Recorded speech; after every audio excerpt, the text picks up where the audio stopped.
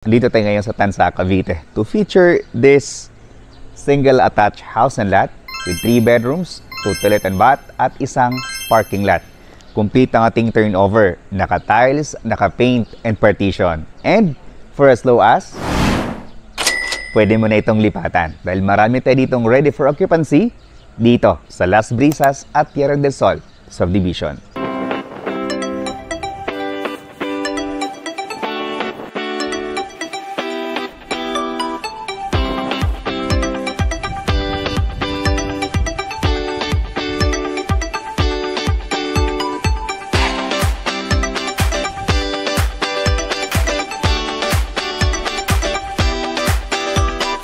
This is Rog Camacho, your licensed real estate broker, and the house behind me is our Zelia single attached house and lot with a minimum lot area of 72 square meter and the floor area of 112 square meter. So if you are looking for a house and lot na napakababa lang ng down payment, then you might consider our Zelia single attached house and lot. Sa aming Zelia model unit, meron tayong space for our parking lot with balcony. Kung mapapansin niyo, napakaganda ng ating facade. So ngayon, pasukin natin yung kanilang dress-up model unit.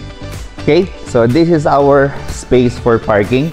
This parking lot can accommodate a car like sedan, van, or SUV. Ngayon, kung gusto niyo po mag-extend ng inyong living area or ng inyong kitchen area, meron pa tayong space dito sa likod na nasa mga 2 meters hanggang dito. So, maganda ito pag once na gusto nyong i-extend yung inyong kitchen area o yung inyong dining area, meron pa tayong mga spaces for future expansion. Next, isisilipin naman natin yung kanilang dress-up model dito.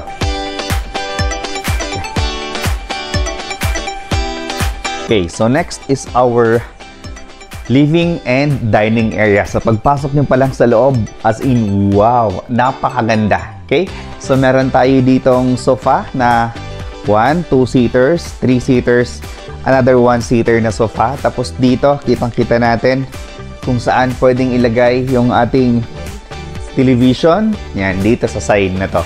So, this is our living area. Then dito sa side na to ay meron tayo ditong den or pwede natin itong gamitin as storage room or pantry area. Tapos meron din tayo ditong bintana. Then dito sa side na to ay meron tayo ditong toilet and bath. Yan yung ating dress up for our toilet and bath. Then next po is yung ating dining area. So dito sa ating lang dining area, mapapansin niyo naglagay sa dito ng 6-seaters na dining table. As you can see, maluwag pa din. Tapos dito naman yung ating kitchen area. So sa kitchen area, sa turnover ay hindi kasama yung ating mga cabinet. Bali, meron lang tayo ditong kitchen sink. Tapos, meron tayo ditong pintuan palabas ng ating service area.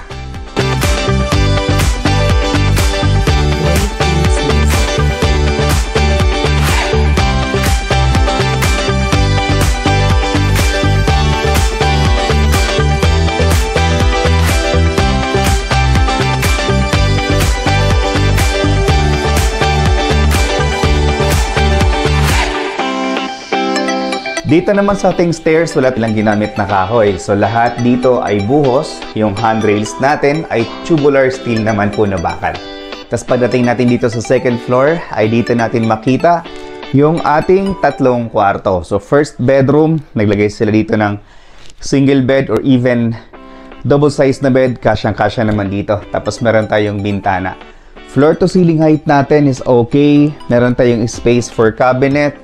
And meron tayong space for vanity area. Okay? So next is yung ating bedroom or yung ating toilet and bath. So dito sa second floor, meron tayong common toilet and bath. Ayan siya. Alright? So next is yung ating bedroom number 2. So sa bedroom number 2, single bed. Single bed again. Tapos meron tayong space dito for your cabinet. Meron tayong isang bintana. Okay? Floor to ceiling height is okay kahit hindi siya mainit. So yung project na to ay malapit or sobrang lapit po sa SM Tres Cavite Walter Mart, malapit din ito sa Metro Manila. Let's say na sa mga 40 minutes to 1 hour ay andun ka na sa Metro Manila via Cavitex po. This is our master bedroom. As you can see sa master bedroom, wow, as in wow, ang laki. So dito, kitang-kita natin, naglagay sila dito ng queen size na bed. Meron tayong space dito sa gilid.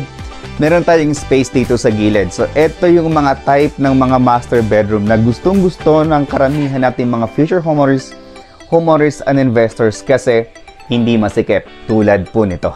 Tapos, aside from that, ay malaki pa yung space natin dito, no? Kita nyo naman po, mahangin dito sa area. Okay? Malamig. Kasi nga, nasa mga 30 minutes din, ay nasa Tagaytay ka na. Then, meron tayo ditong space for your cabinet. At isa pa, ang gandahan dito sa bahay na to, no? Sa kanilang master bedroom, ay meron siyang eto, door papunta dito sa kanilang balcony. Ayan. So, eto, sarap dito tumambay, no? Kasi, master bedroom connect dito sa inyong balcony and naka-sliding door po siya. Okay? So, yung price po as of this May ay ilalagay ko na lang po dito sa gilid. So, naka-promo tayo ngayon. Kaya kung gusto niyo po mag-avail dito sa Las Brisas at Tierra del Sol, tawagan niyo po kami para mahabol niyo po yung aming promo. For more details about this project, trippings, and reservation, please dial this number na ipa-flash namin sa screen. This is Rog Camacho, your licensed real estate broker. Thank you so much for watching and God bless.